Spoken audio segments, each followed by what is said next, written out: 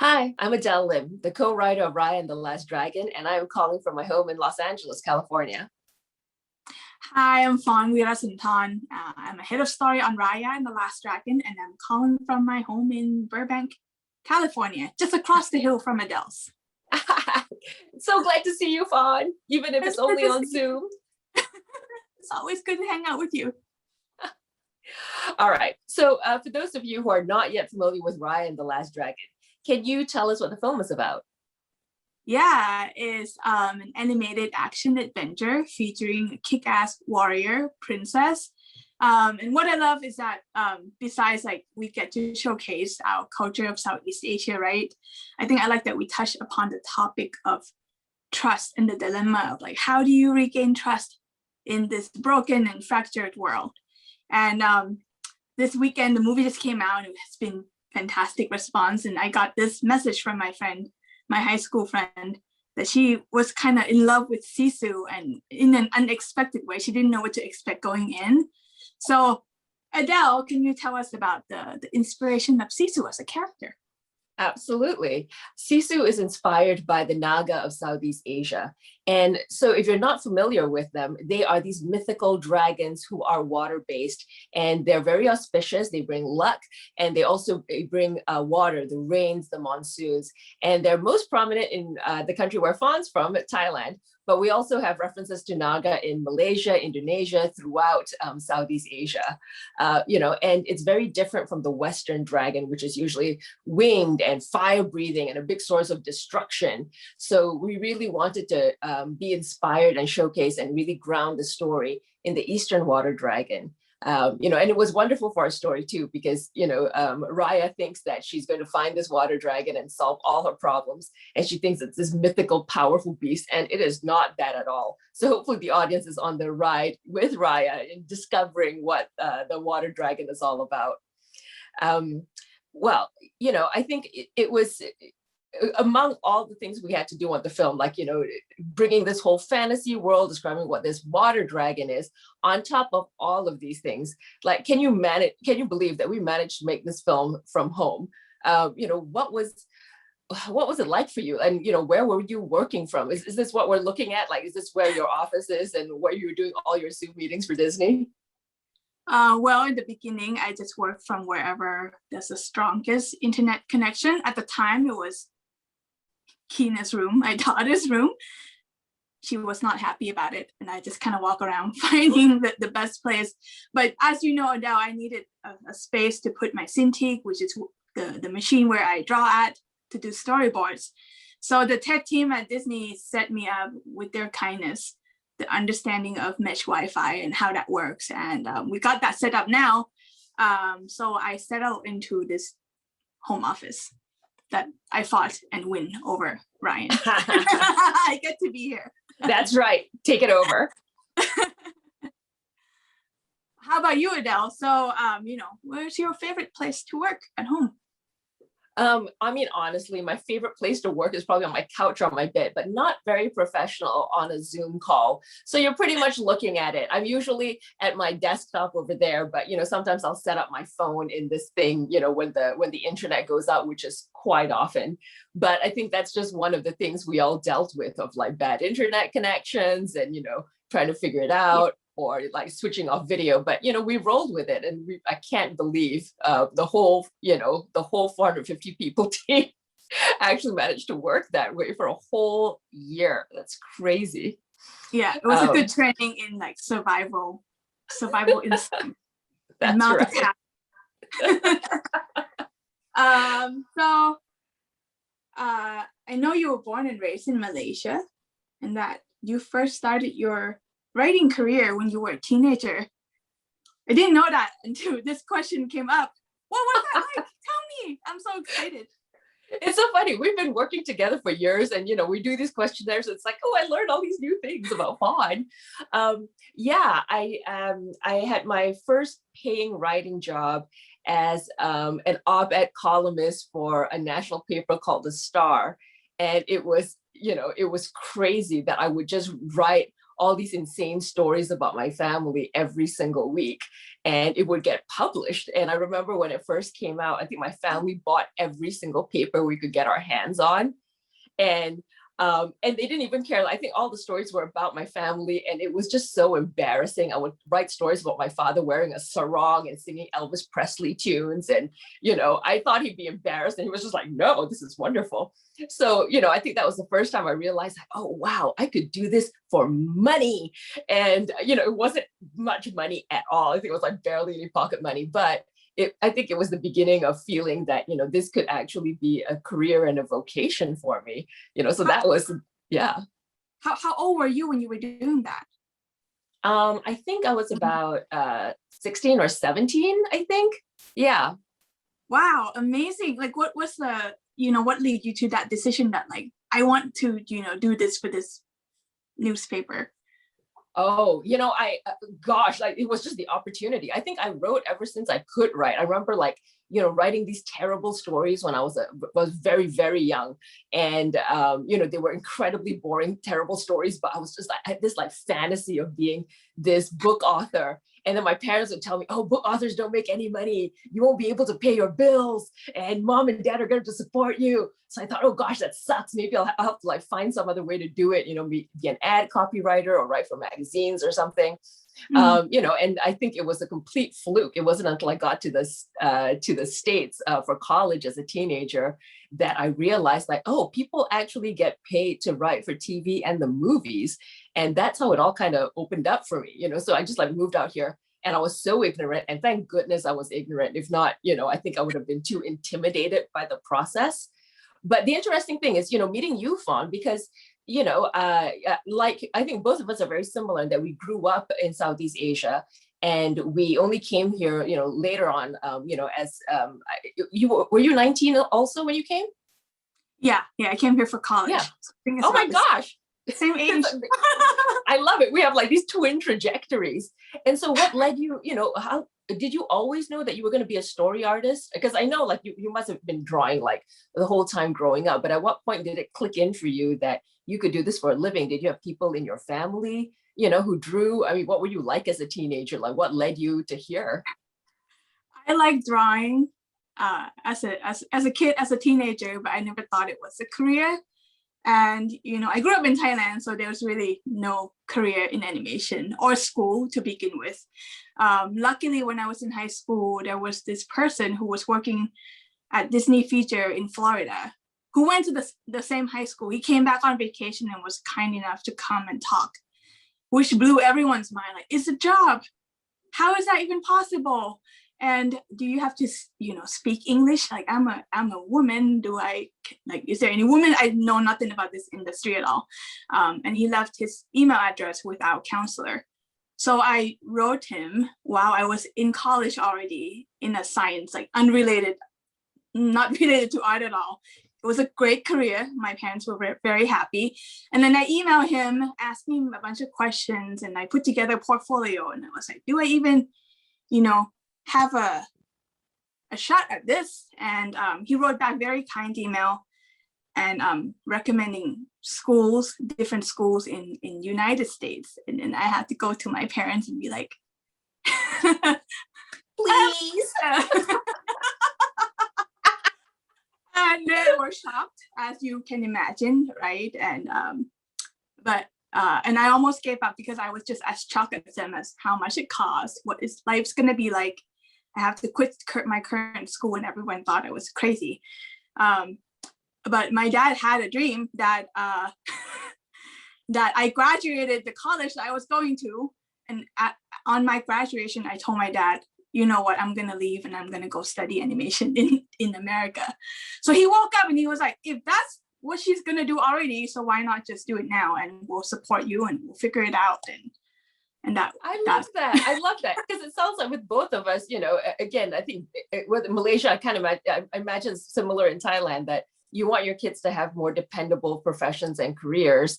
And I love that you are on a science track my mother wanted me to study economics at the London School of Economics. And I was Oh. like, that is not my jam. But it sounded like he was supportive. He had this dream, and he must be so excited now, like with you being head of story on a major Disney feature. Yeah, and like what you said earlier, if we knew how much like how different America would have been to our home, how hard it is to get into this career, I think I would have been intimidated too, but I didn't know at the time. I bought Lonely Planet, the Midwest edition, because I went to school in Ohio. That touched upon many different cities and states in the Midwest. And then I moved to Ohio, and and I was shocked at first, but amazing. But I think what I like about art and the visual art I got into is that even if I have language barrier and I didn't quite know how to speak English, I passed the written test enough to be here. But the first couple years in school, I didn't have to be afraid that I couldn't, say stuff, like everything I wanted to say. It was just through the work that I did, painting, drawings, that kind of communicate for me. So that was like a really good avenue to kind of settle me into the new place and new people, new language. No, that's amazing. And for people who aren't familiar with the process of what story artists do, like Fawn is amazing. Like she sits down and she pitches out her boards and she has to describe it and also act out all these different roles and things, and so there's I would say this in terms of like encouraging anybody who's watching of like, oh, I'm not American, I'm not familiar with the thing, I'm a woman, English isn't my first language, but like Fawn like always finds a way to communicate her ideas incredibly passionately, incredibly vividly. So, it's like, it's inspiring. Thanks, Adele. And I would say, yeah, you get used to the language, and then in this career, you do have to communicate a lot. That's like one of the main thing, right? That we have to not only like draw, but sell our ideas and stuff like that. But I feel like it's not impossible. That's right. Next question then, since we both grew up overseas and are based here now, what food or dish most reminds you of home? Oh, that would be my grandmother's Assam laksa. So laksa, I think, is coming into vogue now more in America. People hear about it, but it's really hard to make. It's a very complex flavor profile. It's a lot of chopping of things. It's like this fish-based broth with noodles, but the specialty is not just the broth and the noodles and the fish that's in it. It's all the complexity of the broth, how it tastes, and all the things on top. It's like mint leaves and pineapples and chilies and all kinds of things. And once you make it, it's like you invite the whole neighborhood over because it's so hard to make and everybody loves it. So you want to share, and I think this is also part of like, our culture. What about you? What was your favorite dish? What's one that just reminds you of home? It's so funny that you mentioned like the soup, because when I thought about the same thing of like, there's every Sunday my family would make noodle soup, and they would make a pork bone based soup, which I realized now it takes so long to make. So someone, either my mom or my grandma, would have to wake up really early on a Sunday morning to get that prepped. So when we woke up, we can just come down and be like, oh, I want this noodle, I want this condiment, this fish balls and pork and all that stuff. And I miss that the most. I tried to recreate that at home, but I'm not that skilled. And then I realized like, it's such a, it represents so much love that you're willing to sacrifice your Sunday morning so everyone can have this special meals together. We do it every Sunday. Oh my gosh, you're making me like feel all emotional and homesick, because that's it. I miss that. It was just like you wake up in the morning and I could hear like the pounding in the kitchen of people like pounding spices and making things. And at that time, I didn't have any appreciation for it. I was just like, when's food ready? Just tell me. And it's a language of love. One day, make food for your daughter and your son, you're like, that takes a lot of work. I know. I do it for 20 minutes and I was just like, you better be appreciative. Anyway, so like, okay, so as much as we love to talk about food, we're going to have to transition back into work. So with this, we touched about it a little bit in the pandemic, so you're head of story, which is a big position for a movie like this. And so when we had to move back, we moved into our homes and start working from home, how did, working from home affect, your department? What things changed, what things were the same? Yeah, I would say like things that stay the same is kind of like crazy and wavering drive to make a great movie. And like there's so many odds against us, right? That was kind of almost like cartoonish. We know we already have a hard schedule, and then we were joking like, what else could have happened? And then the pandemic hit us in the that was very interesting. Yeah. But I was surprised that even in the final hours, we were still making changes, adding scenes, things that we know will make the story a lot better. And I was just like blown away of like, we can do this, we can still do this. And no one is stopping us because everyone is like so focused on the same goal. And that was very touching. I think what's changed is that because there's only so many hours you can stare at the screen all day, right? So our hours, working hours reduced down. And because of that, we have to be super efficient. And the benefit of that is that directors have to delegate a lot more. So pre-pandemic, we will be issuing script pages with writers and directors. And in this case, they would just ask me to go issue some scenes by myself. And I was feeling like I was Sisu holding the gem from Pengu and like, didn't know what to do. Like, never done this before. Like, is this gonna be okay? And then because I get to do that a lot, it's just kind of built up confidence and get me to think like, oh, there are things that I didn't know, I could do before. And I think that's the benefit of this whole thing. And for you, Adele, how would you describe our workflow? I guess let's talk a little bit about like writing with story team and stuff like that. You're very collaborative. Yeah. We're grateful to have you. So. Oh my gosh, it's, it was such a wonderful experience for me, because what people don't understand or realize about writing for an animated feature is that it is incredibly collaborative. People have this idea that, oh, you write a script and then you hand it over and they make it, and that could not be further from the truth. We put out 8 screenings of the movie, and that means like, we see the whole movie in storyboards and recorded voices and score even, so we can see what works about the movie and what doesn't. And when you write, even when you're breaking story, like I will break story with you, Fawn, and our story team and our directors, and like pitch out the stories, and then we'd all like talk through the story together to make sure it made sense to the entire team. And one of my favorite parts of writing for Disney is that when I would issue a scene, they call them sequences, like a collection of scenes that are all about the same chapter. It'd be assigned to a story artist. And then, the story artist, like very frequently, it's a very informal thing, which is like call me over to their desk and I'd see all the boards that they were working on. I remember like being at your desk and looking at your boards. Frequently the scenes with food, I felt like the ones that you were just like, I'm gonna take that. And just show me like stuff they were working on, because it's not like the storyboard artist just does what's on the page. You guys are artists, you're cinematographers and directors and actors. And so the story artist is bringing a whole new element to the scripted pages, whether it's like physical dynamics, emotional dynamics, even new lines. And then I, as a writer, would get, me and my co-writer Kui would get really inspired by all these boards, and then we'd write to them. And then the story artist would see the new pages and they get excited, and then, create more with the board. And, again, it's not always like, yay, hunky dory. Sometimes you're just pressed for time and there's no time, or sometimes you get frustrated because you're not, on the same page creatively, but the collaboration is just so amazing. And that's what we missed out on, in the pandemic, and not being able to do that. But you find new ways to work. You find new ways to communicate and, and be able to work together. Yeah. And I love that you're also like so open to, us coming up to you with like rough drawings and pitch to you and find ideas. I feel like that's not like, everyone doesn't do that. And when it happens, there's the synergy that we cherish. I love it. Wonder Twins power. Okay. I'm gonna ask you the next question. Okay. That's a great transition. What was the first Disney movie that you watched and loved? Oh, the first movie I ever watched, my grandmother was obsessed with Disney in Malaysia, and we watched Disney's Snow White. I had it on a VHS tape. We watched it until this tape began to disintegrate and had, would have like all these lines running across. I loved it. What about you? What was your first Disney movie?